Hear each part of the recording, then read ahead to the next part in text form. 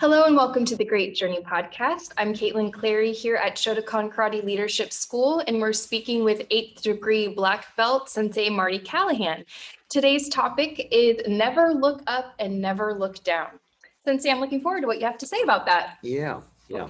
So I learned this from my instructor, Yutaka Yuguchi, many years ago.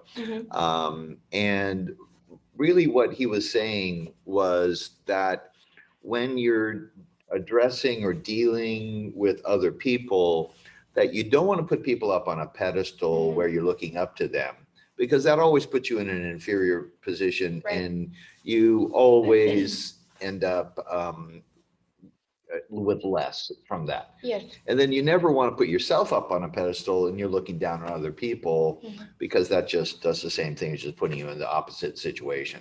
So the best approach is to always look straight across, eye to eye with the other person.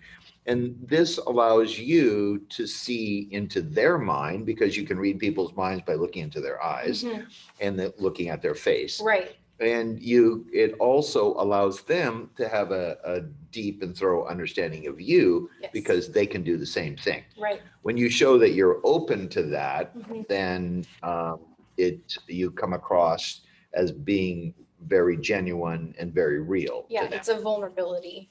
Yes. That goes both ways. Yeah, I get that. Especially in putting someone on a pedestal, you could be putting the wrong person up there too, which could lead you down a whole different path that would just not be good for you. Yeah.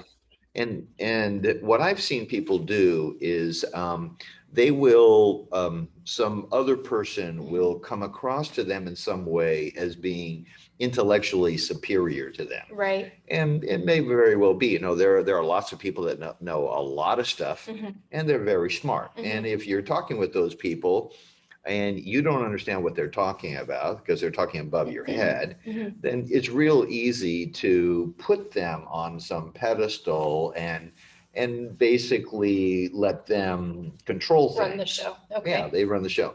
But the better approach is that you listen carefully to them. My opinion here is that you listen carefully to them, and when they say something that you don't understand, you just say, I don't know what you're talking about. Right. And maybe they're a financial person, and you just admit, I'm not a financial guy. I'm not an accountant. I'm not a financial advisor of some sort. If you're talking in this high level language, it's I don't understand it. You got to explain it to me. Right.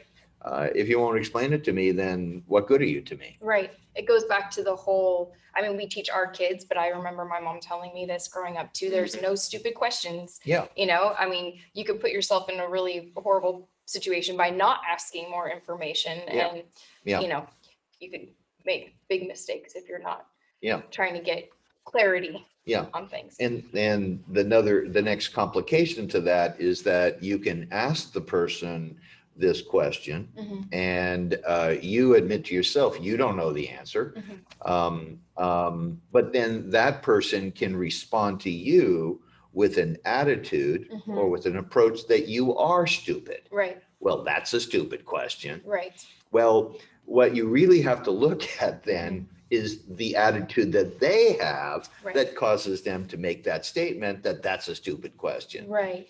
Because then that's them trying to put themselves in a superior position above you. Yes. And you just can't let that happen. And I believe that people who do that actually have their own insecurities they're trying to make up for. So if someone's being arrogant towards you, just let them do their thing, and you can address it, of course, but don't take personal offense to it, or try not to. Yeah. Yeah. And having so much experience in the martial arts, I really enjoy that process, because when someone is attempting to be arrogant with me, I have different ways that I can bring them back down to an even level. Right, absolutely. Now, there's something were you talking about, maybe we were talking about this in a previous podcast, where you're vulnerable in the bow and you're exposing your neck, but you keep your eye on your opponent. Yes. Does that kind of go along with this a little bit? Yes. Okay. Yes. Because this is an art that came from Japan, and in Japan they bow to each other, And that came about because of the warriors back in Japan. They had these magnificent swords, and the fun thing that they always did was cut off people's heads. Right. Isn't that nice? Quick and easy. Yeah. Okay. And so to show the warrior that you were vulnerable to them, that you bow, which was exposing your head. Right. But so we do that in the dojo, but when we bow, we are also watching them to see that they're going to, because we don't really want our head chopped off. Right. Of course not. Hopefully not. Yeah. And so we're watching them to see how they're going to respond to our show of courtesy to them. And if they respond well to it, then fine. Yeah. But if not, if they decide to attack us in the middle of the bow, we're prepared because we can see them coming. Right. Yeah. So you always just got to keep your eyes and ears open, which we're teaching our little kids that right now. We are. Yes. Yeah. Awesome.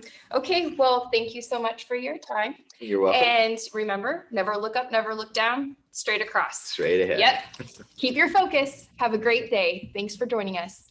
Bye-bye.